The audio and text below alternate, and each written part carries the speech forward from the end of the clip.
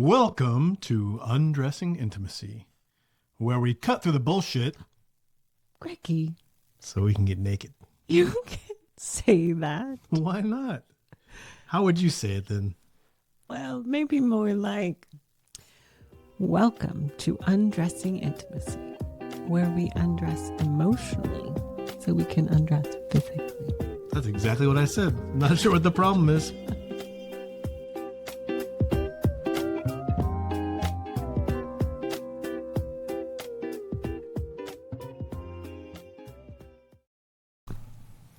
Welcome to episode 14. We're moving on up. Yes, we are, sir. And we have some exciting episodes coming in January, some exciting guests that Yes, I'm we can. not going to reveal any names yet, but Little teasers. yes, there's going to be some really, really cool podcast guests. I mean, not that we aren't cool, but coming in January, some really, really fun guests. So too. stay with us. Thanks for joining.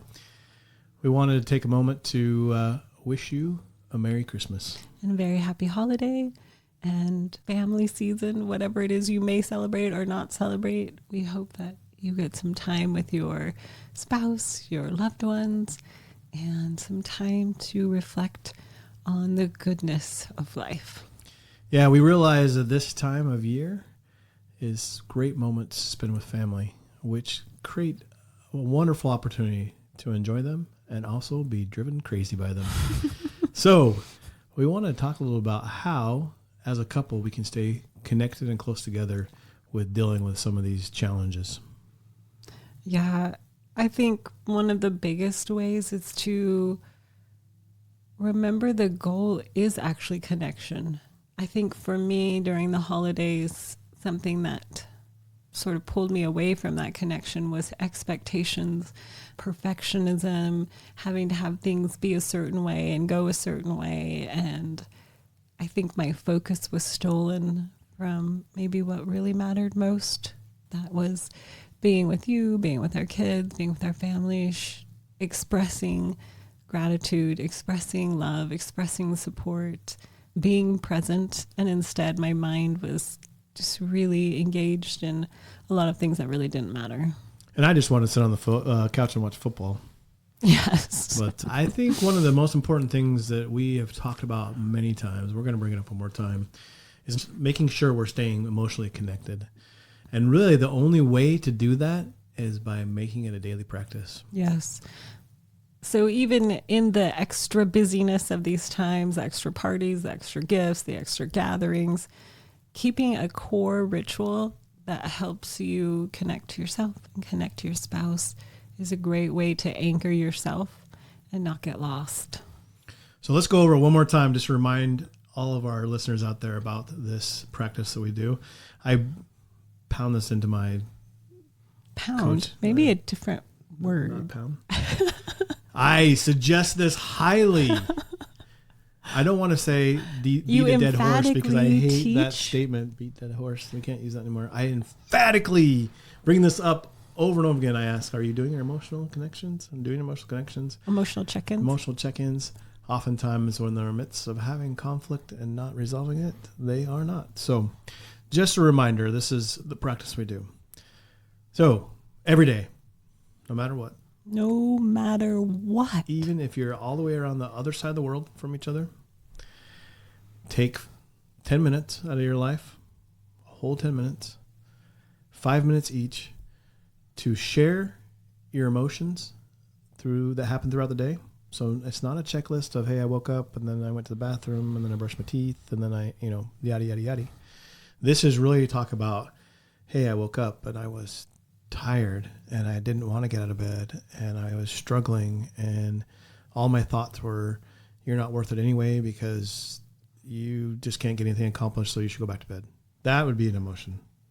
I didn't have that one this morning, but I don't know when that came to me, but Wow. that would be emotion. So share those emotions with your spouse. Share what was meaningful, what was impactful, what was difficult, what was moving, what was funny, what was entertaining, what was challenging. Share the emotions share how you felt about yourself, share how you felt about situations and circumstances.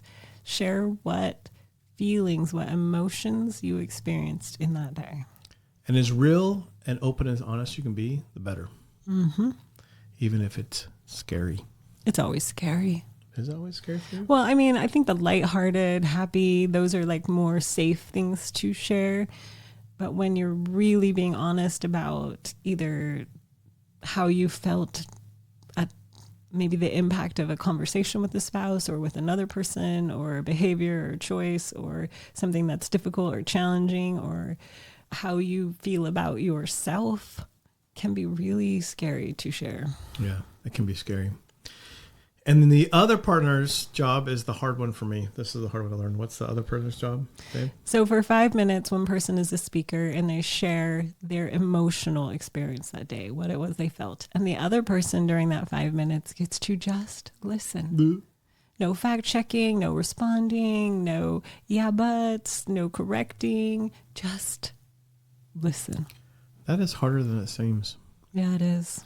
And to me, it's actually what's taught me the most, to be honest with you. Mm-hmm. Yeah, I've learned a lot by sharing my emotions and being open and more honest with you. But the sitting and listening has been more impactful to me because, one, I had to sit and listen and understand what emotions were coming up in me, why you were sharing your emotions. And I was always the one to try to correct or be right. And so I was always ready to jump in, and I've had to learn how to process through my own emotions as you were sharing yours. And that's been huge for me. And I think we think we're listening when we're actually usually composing our defense or justifying ourselves or thinking of how we're going to react or respond. But listening isn't about that. Listening is about being still and trying to understand what your spouse's experience is, what it's like to be them, what it's like to live in their emotions and have that perspective. And there isn't a right or wrong. There just is what is. And so I think when you're listening, you're creating space for your spouse, but you're also noticing what's coming up in you. And that might be something that you need to address on your own or bring up. Yeah, it's really allows you to be close every day because you're being vulnerable and open with each other and you're learning to process your emotions together. And it's exercising that muscle. It's like they daily exercise at the gym, which I need to do more often. It helps you get that strength, and you have that strength when larger things happen or when it's the holiday season and there's all kinds of family drama going on. You have ability and you've strengthened that muscle to help you deal with those emotions. Yeah. And so after one person takes 5 minutes and one is listening, then you swap roles and the listener becomes a speaker and the speaker becomes a listener. And I think what this does is it helps train in the ability to speak for those who stay quiet, to listen for those who prefer to defend and just argue. It trains in more honesty and the ability to hear and understand, or at least be able to comprehend what your experience is and your spouse's. Yeah, and listen, if some serious stuff comes up too, doesn't mean you can't say, hey, let's talk about this afterwards. But that shouldn't be the norm. It shouldn't be every time we're having this discussion, we're going to talk about afterwards and address something. It should only be when necessary. So if something comes up, let's say that one spouse was hurt and the other one didn't realize it, it might be a beautiful time for an apology or to say, hey, can I address that? I didn't realize that was hurtful to you, and I can see now why, and I would like to repair. I would like to apologize for this. I would like to help make it better. Obviously, we're never going to scorn or discourage that repair ever.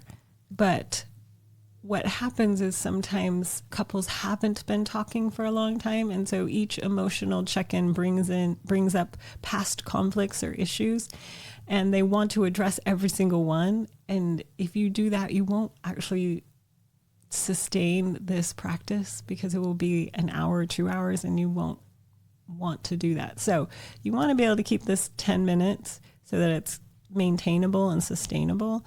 And when there is something very serious or something that really needs to be addressed, then of course have the conversation. But for the most part, let this 10 minutes just be 10 minutes. Yep. So we encourage you really, really to make sure you're doing this, especially during the holiday seasons when the extra stresses come along. It can help you regulate those stresses and be able to become a partnership with your spouse and be able to, instead of having conflict. And I think some of the greatest conflicts that we've had in our marriage are around family members, right? Mm-hmm. How they impact us.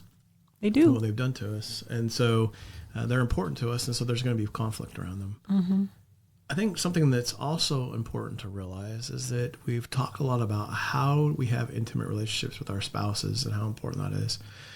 But as far as having emotionally intimate relationships, it's just not your spouse that we talk about. A lot of these practices we've talked about of being honest and open and having these conversations can also be extended to your family members. Absolutely.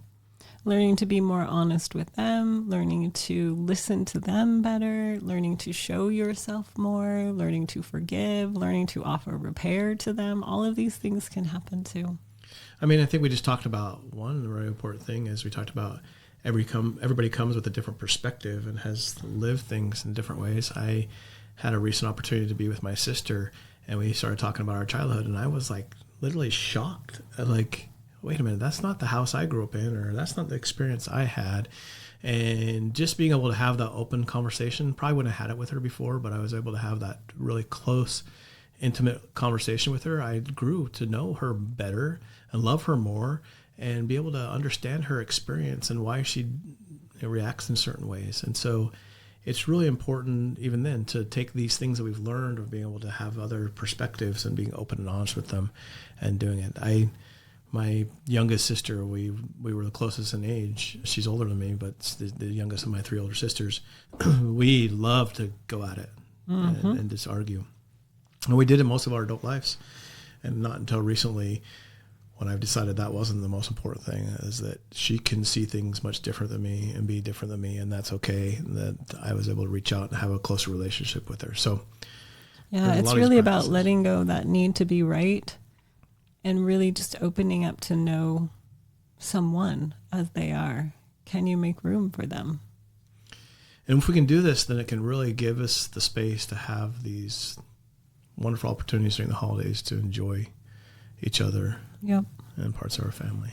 To bridge those gaps between political differences, religious differences, lifestyle differences, different financial differences, parenting differences, the way that you organize your life or day differences, and really just see people for who they are and find what's good in them. Right. I don't think there's any greater joy in my life. Well, Amy Lou is the greatest joy in my life, but this is one of my greatest joys in my life is watching my kids interact as adults. Mm-hmm. And the way they're able to just accept each other, who they are, they banter with each other, they love each other. And they are very, like all the things you just explained about political views. They're very different. Like you can't get more different people, but they're really able to come together and enjoy each other. And I think around the table the other day, I just said, hey, kids, don't mess this up. Like, there's so many things that can get in the way and so many struggles and so many things I've done wrong, even with my own siblings, that can cause us not to be able to have that close relationship. And it's such a blessing to watch them, for them. And as parents, I don't think there's any greater blessing than watching your kids to be able to enjoy each other and be around each other. I know that's definitely been one of my life's greatest blessings is all of my siblings. And we really do enjoy each other. And we live in all different places across the United States now in very different lives. And we always really enjoy getting together. And I think that's one of the greatest gifts, right? Like my high school friends are gone in different phases of life friends, but my siblings are still there. And I really appreciate that.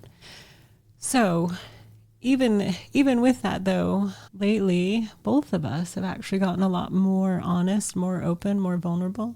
Not like forcing ourselves on them, but just when they ask, how are you doing? Like honestly answer, like here's what's going really well. Here's what's not going well. Here's what I'm working on. Here's what I'm seeing in myself. Just being more honest to show yourself and also more willing to receive who they are. Right. And as usual, because they're human beings, they get to choose what they do, right? Yep. And for us in relationships, it's as important for us to be open and honest with them. Sometimes there's just some important boundaries you have to set. and realize that they're going to do, and that, you know, they'll choose to do certain things, then you may choose to react in certain ways. So not letting that destroy the holidays, I think, is also a challenge at times. Yep. I think it's helpful during really busy lifetimes, whether that's graduations, weddings, holidays, during like maybe health challenges or different things, to have a few moments every day to reflect on what you're grateful for, what is really meaningful to you. And I feel like gratitude always brings me back to me and away from catastrophizing. Hey, you're making up words now. That's my job. Catastrophizing, I think that's kind of like the wicked words, where they make up words like that. We've watched it too many times, and now you're starting to make up words. From going to worst case scenarios, from getting sucked into expectations, it brings me back to what is real and good, and sort of back to the core of me. And so I offer that to all my fellow peeps out there. Remember what is good and see that. Yep. We didn't want to take too much of your time this week. We know you're busy with the holidays, but thanks for joining us. We just want to say how grateful we are for each one of you for listening and following us. We love doing this. It's been a blessing to us, as most other things that we've done in our business has been.